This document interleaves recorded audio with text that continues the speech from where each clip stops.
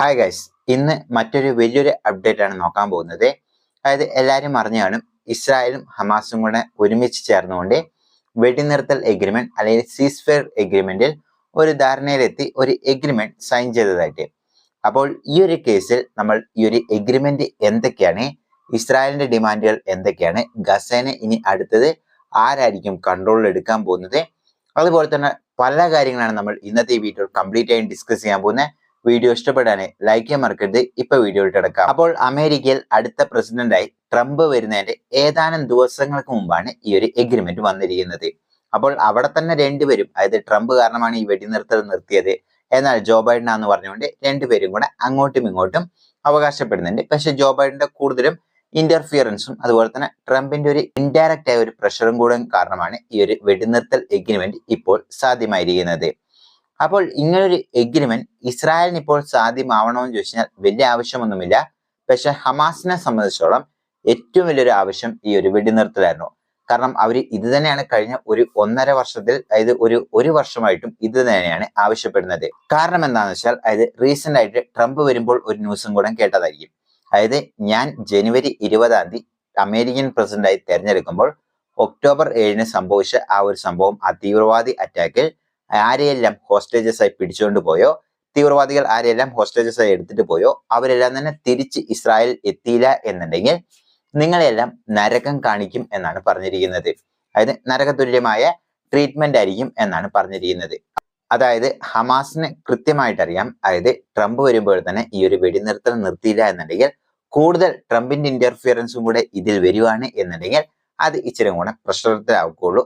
Hamas എന്ന് പറയുന്ന ആ ഒരു സംഘടനയുടെ ഐഡിയോളജി തന്നെ ഇല്ലാണ്ടാവുന്ന രീതിയിൽ ഉള്ള അറ്റാക്കുകൾ ഉണ്ടാകുമെന്ന് അവർക്കറിയാം. അപ്പോൾ ഇതുകൊണ്ട് അവർക്കൊരു ആവശ്യമാണ്. രണ്ടാമത്തെ കാര്യം നോക്കുകയാണെങ്കിൽ, ഹമാസിന്റെ ഇന്നത്തെ സ്ട്രക്ചർ എടുത്തു നോക്കുകയാണെങ്കിൽ മിലിറ്ററി ഹെഡില്ല, പൊളിറ്റിക്കൽ ഹെഡില്ല, അങ്ങനെ ആരും തന്നെ ഇല്ല. അപ്പോൾ റീസെന്റ് ആയി ഖത്തറും അതുപോലെ തന്നെ ഈജിപ്തും ഈ ഒരു പീസ് കീപ്പിംഗ് എഗ്രിമെന്റിൽ നിന്ന് നമ്മൾ എടുത്തു നോക്കുകയാണെങ്കിൽ, അതായത് ഹമാസിന്റെ നേതാക്കളൊന്നും തന്നെ അധികം ഇല്ല. ഡയറക്റ്റ് ആയിട്ടും ഈ രാജ്യങ്ങളെല്ലാം പറഞ്ഞു തീർത്തല്ലാണ്ട് ഹമാസ് എന്ന് പറയുന്ന ഒരു നേതാക്കൾ ഉണ്ട് എന്നുള്ളത് പോലും വലിയ സംശയം തന്നെയാണ്. അപ്പോൾ അങ്ങനെ നിൽക്കുമ്പോൾ എന്തായാലും ഹമാസിനെ ഇപ്പോൾ നിർത്തിയേ പറ്റുള്ളൂ. ഗസ എന്ന് പറയുന്ന നഗരം മൊത്തം ഇപ്പോൾ നരകത്തിന്റെ ഒപ്പം എത്തിയിരിക്കുന്നു. അപ്പോൾ ഹമാസിന് ഇത് കൂടുതൽ ആവശ്യമാണ്. എന്നാൽ ഇസ്രായേലിന് ഇത് ആവശ്യമാണോ എന്ന് വെച്ചാൽ ഇസ്രായേലിനും ഇത് ആവശ്യം തന്നെയാണ്. കാരണം എന്താണെന്ന് വെച്ചാൽ, അതായത് നെതന്യാഹുവിനെ നോക്കുമ്പോൾ ഇന്റേണൽ പരമായിട്ടും വലിയ രീതിയിലുള്ള പ്രതിഷേധം ഉണ്ടായിരുന്ന സമയത്താണ് ഈ തീവ്രവാദിയായ ഹമാസ് സംഘടന വന്ന് ഇവിടെ അറ്റാക്കുകൾ നടത്തുന്നതും, അറ്റാക്കുകൾ നടത്തിയതിനു ശേഷം ഇങ്ങനെ ഒരു അവസരം നെതന്യാഹുവിന് ഇങ്ങനെ ഒരു ഗോൾഡൻ ചാൻസ് ഒരുക്കി കൊടുക്കുകയും ചെയ്തത്. ഇത് കഴിഞ്ഞപ്പോൾ എന്തായി, നെതന്യാഹു അറ്റാക്ക് ചെയ്യാൻ തുടങ്ങി. ഇതിൽ നെതന്യാഹുവിന് ഗ്രേറ്റർ അഡ്വാൻറ്റേജ് ആയി മാറിയിരിക്കുന്നു ഈ ഒരു യുദ്ധം. അതായത് യുദ്ധം നടക്കുമ്പോൾ ഇസ്രായേലിന് പണ്ട് തൊട്ടേ ഉള്ള ചരിത്രം നോക്കിയൊക്കെ, അതായത് അവർ വലുതായിക്കൊണ്ട് വരിക എന്നല്ലാണ്ട് അവർ ഒരു കഷ്ണം പോലും ചെറുതായിട്ടില്ല. ഈ ഒരു യുദ്ധത്തിൽ നോക്കുകയാണെങ്കിൽ, അതായത് ഗസയുടെ ഏതെല്ലാം ഭാഗം അവർ പിടിച്ചെടുക്കും എന്നുള്ള കാര്യം ഇതുവരെയും ഒഫീഷ്യൽ ആയിട്ടില്ല. രണ്ടാമത്തെ കാര്യം നോക്കുകയാണെങ്കിൽ, ലെബനിൽ നിന്ന് കുറേയധികം സ്ഥലങ്ങൾ പിടിച്ചെടുത്തുകൊണ്ട് ഇസ്രായേലിന്റെ ഒപ്പം ചേർക്കുകയും അതുപോലെ തന്നെ ഹിസ്ബുള്ളയിൽ നിന്ന് അവിടെ നിന്ന് പിന്നോട്ട് പോയി. ഇതിന്റെ ഒപ്പം തന്നെ അവര്, അതായത് സിറിയന്റെ ഗോളൻ ഹൈറ്റ്സ് എന്ന് പറയുന്ന ആ ഭാഗവും കുറെ പിടിച്ചെടുത്തു. ഇപ്പോൾ ഇസ്രായേൽ ഒന്ന് വലുതായി. ഇതുകൂടാതെ പ്രധാനപ്പെട്ട സംഘടനകളായ ഹമാസ് ഇല്ലാണ്ടായി. അതുപോലെ തന്നെ ഹമാസിന് ഇനി കുറച്ച് നേതാക്കളേ ഉള്ളൂ. ഇനി അവർ വീണ്ടും പഴയ പോലെ ആവണമെങ്കിൽ ചുരുങ്ങിയത് 10 വർഷമെങ്കിലും എടുക്കും. ഇത് ശേഷം ഹിസ്ബുള്ളന്റെ നേതാക്കൾ ഇനി ഉണ്ടോ എന്നറിയില്ല. അങ്ങനെ എല്ലാ ടോപ്പ് ലെവൽ നേതാക്കളെയും അവർ ഇല്ലാണ്ടായിക്കൊണ്ട് ഹിസ്ബുള്ളനെയും 10 വർഷം പിന്നിലോട്ട് കൊണ്ടുപോയി. അതുപോലെ തന്നെ പേജർ അറ്റാക്കുകൾ, ഇങ്ങനെ പലതരത്തിലുള്ള അറ്റാക്കുകൾ കൊണ്ട് ഈ തീവ്രവാദി സംഘടനകളെല്ലാം തന്നെ ഇല്ലാണ്ടായിക്കൊണ്ടിരിക്കുന്നു. അപ്പോൾ ഇങ്ങനെ എന്ത് തന്നെയാണെങ്കിലും, അതായത് നെതന്യാഹുവിന് ഒരു സ്ഥലത്തെ പോപ്പുലാരിറ്റി കുറഞ്ഞു വന്ന സമയത്താണ് ഇപ്പോൾ വീണ്ടും ഈ പോപ്പുലാരിറ്റി കൂടിയിരിക്കുന്നത്.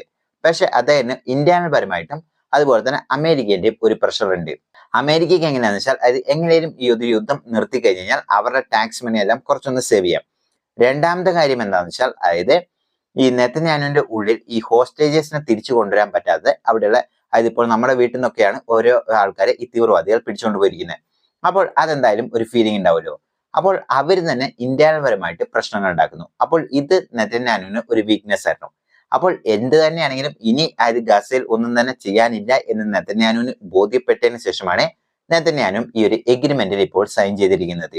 അപ്പോൾ ഈ ഹോസ്റ്റേജസ് എങ്ങനെയായിരിക്കും തിരിച്ചു വരുന്നതെന്ന് വെച്ചാൽ, അതായത് 3 ഫേസസിലായിരിക്കും വരാൻ പോകുന്നത്. ഒന്നാമത്തെ ഫേസിൽ ഒരു 33 ഹോസ്റ്റേജസിനെ തിരിച്ചുവിടും. അതുപോലെ തന്നെ ഈ എഗ്രിമെന്റ് സൈൻ ചെയ്യുന്ന ആ ഒരു സമയം തന്നെ ഒരു 3 ഹോസ്റ്റേജസിനോളം പറഞ്ഞുവിടും. അതായത് ഈ ഹമാസ് എന്ന് പറയുന്ന അവര്. അതിനുശേഷം വീണ്ടും 7 ദിവസത്തിന്റെ ഉള്ളിൽ ഒരു 4 പേരെ പറഞ്ഞുവിടും. അങ്ങനെ ആദ്യത്തെ ഫേസ് കഴിയുമ്പോൾ തന്നെ 33 ഹോസ്റ്റേജസിനെ അതായത് ഈ തീവ്രവാദി സംഘടന ഇങ്ങോട്ട് വിടും. ഇനി ഇസ്രായേലിന്റെ ഭാഗത്ത് നിന്ന് എന്തായിരിക്കും എന്ന് വെച്ചാൽ അതായത് ഇസ്രായേൽ 1000-ഓളം പലസ്തീനികളുടെ ജയിലിൽ കഴിയുന്ന ആ പലസ്തീനികളെ തിരിച്ച് അങ്ങോട്ട് കൊടുത്തുവിടും. അതായത് ഈ തിരിച്ച് അങ്ങോട്ട് വിടും. ഇതിൽ ഏകദേശം 10 വർഷം ജയിൽ ശിക്ഷ അനുഭവിക്കുന്ന ആൾക്കാരെല്ലാം വിടും. പക്ഷെ ഇസ്രായേൽ ഒരു കാര്യം കൃത്യമായി പറഞ്ഞിട്ടുണ്ട്. ഒക്ടോബർ 7-ന് തീവ്രവാദികൾ അറ്റാക്കിൽ ആരൊക്കെ നടത്തിയോ അവര് ജയിലിലുണ്ടെങ്കിൽ അവരെ ഒരാളെ പോലും വിടാൻ ഞങ്ങൾ തയ്യാറല്ല. പക്ഷെ പഴയ ആൾക്കാരെയും വലിയ വലിയ ക്രിമിനൽ ഒഫൻസ് ഒന്നും ഇല്ലാത്ത ആൾക്കാരെല്ലാം തന്നെ പറഞ്ഞു വിടാൻ തയ്യാറാണ്. ഇങ്ങനെ ഒരു സ്വാപ്പ് ആദ്യത്തെ സ്റ്റേജിൽ നടക്കും. രണ്ടാമത്തെ സ്റ്റേജിൽ എന്താണെന്ന് വെച്ചാൽ അതായത് ഇസ്രായേൽ പറയുന്നു ഇനി ഒരു 127ഓളം കിട്ടാനുണ്ടെന്ന്. അതിൻ്റെ ഉള്ളിലും വലിയ തർക്കമുണ്ട്. 200ഓളം പേരുമുണ്ടെന്ന്. അതായത് ഇത്രയും ആൾക്കാരെല്ലാം തന്നെ ഈ തീവ്രവാദികളുടെ കയ്യിൽ ഉണ്ടെന്ന്. പക്ഷെ ഇതിൽ ചോദ്യചിഹ്നം എന്താണെന്ന് വെച്ചാൽ അതായത് ഈ 200 പേരും ജീവനോടെ ഉണ്ടോന്ന്. അപ്പോൾ അതിലാണ് ഈ ജീവനോടെ ഇല്ലാത്ത പലരും പറയുന്നത് എന്താ വെച്ചാൽ നമ്മൾ ഈ എഗ്രിമെന്റ് സ്വാപ്പ് തന്നെ വേണ്ട, അതായത് അറ്റാക്ക് ചെയ്ത് പോയിക്കോളൂ.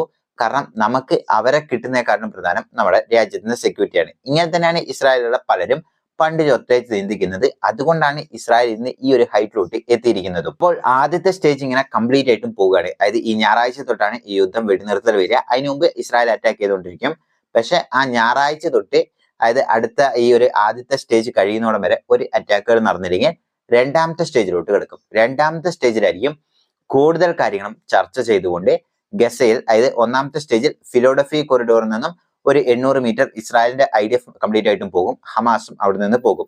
അതുപോലെ തന്നെ മറ്റൊരു കാര്യം പറഞ്ഞിരിക്കുന്നത് അതായത് പീപ്പിൾ കൂടുതലായിട്ടും ഓവർ പോപ്പുലേറ്റഡ് ആയിട്ട് ഒരു സ്ഥലത്തുണ്ടാവുമല്ലോ, അവിടെ നിന്നും കുറേയധികം IDF സോൾജേഴ്സിനെ പിൻവലിക്കാൻ പോവുകയാണ്. ഇനി രണ്ടാമത്തെ സ്റ്റേജ് ഒക്കെ എത്തുമ്പോൾ തന്നെ ഈ സദേൺ ഗാസയിലുള്ള ആ ജനങ്ങളെല്ലാം നോർത്തേൺ ഗാസയിലോട്ട് അവരുടെ വീട്ടിലോട്ടും പോകാൻ പറ്റും. അപ്പോൾ ഇങ്ങനെയുള്ള എഗ്രിമെന്റ് ആണ് വന്നിരിക്കുന്നത്. രണ്ടാമത്തെ സ്റ്റേജിലോട്ട് എത്തുമ്പോഴായിരിക്കും കൂടുതലായിട്ടും അതായത് ഈ കാര്യങ്ങളെല്ലാം കൃത്യമായി പോകുകയാണെങ്കിൽ കൂടുതൽ കാര്യങ്ങൾ ഡിസ്കസ് ചെയ്തുകൊണ്ട് എങ്ങനെയായിരിക്കും റീഡെവലപ്മെന്റ് ഹമാസിന്റെ കയ്യിലോട്ട് കൊടുക്കുമോ ഉള്ള കാര്യങ്ങളെല്ലാം കൂടുതലായും ഡിസ്കസ് ചെയ്തുകൊണ്ട് ബാക്കി ബന്ദികളെയും കൂടെ മോചിപ്പിക്കുന്നത്.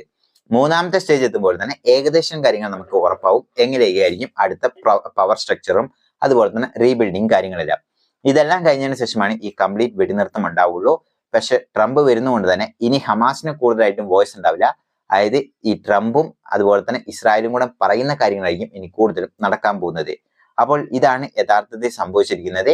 ഈ ഒരു യുദ്ധം അവസാനിച്ചുകൊണ്ട് തന്നെ എന്തുകൊണ്ടും പലസ്തീനിലെ പാവപ്പെട്ട ജനങ്ങൾക്ക് എന്തുകൊണ്ടും ഒരു നല്ലൊരു അവസരം തന്നെയാണ്. അവരുടെ വീട്ടുകാരും അത് അവരുടെ ഫാമിലിയുമായിട്ട് സന്തോഷപരമായിട്ട് ജീവിക്കാൻ അവർക്ക് കിട്ടിയ ഒരു അവസരമാണ്. പക്ഷെ എന്താണെന്ന് വെച്ചാൽ അതായത് 10 വർഷം കഴിയുമ്പോൾ എഴുതി വെച്ച് കഴിഞ്ഞോ ഇതേപോലെ ഹമാസിനെ പോലെ ഏതെങ്കിലും തീവ്രവാദി സംഘടനകൾ അവിടെ ഉയർന്നു വരികയും ഇതേപോലെ അവർ വീണ്ടും ഈ തീവ്രവാദികൾ അറ്റാക്കുമായിട്ട് വരും. വീണ്ടും ഇസ്രായേൽ യുദ്ധം ചെയ്യും. ഇതേപോലെ തന്നെ ആക്കാനും ഇസ്രായേലിന് മടിയുണ്ടാവില്ല. അപ്പോൾ ഇതേ രീതിയിൽ തന്നെയായിരിക്കും ഇനി മുന്നോട്ട് പോകാൻ പോകുന്നത്. അല്ലാണ്ട് ഈ തീവ്രവാദി അറ്റാക്കുകളൊന്നും ഒരിക്കലും ഉണ്ടാവുമ്പോൾ അവരുടെ മനസ്സിൽ തന്നെ ഇപ്പോഴും പറഞ്ഞിരിക്കുന്നത് അതായത് ഇതൊരിക്കലും ഞങ്ങൾ മറക്കില്ല എന്ന്.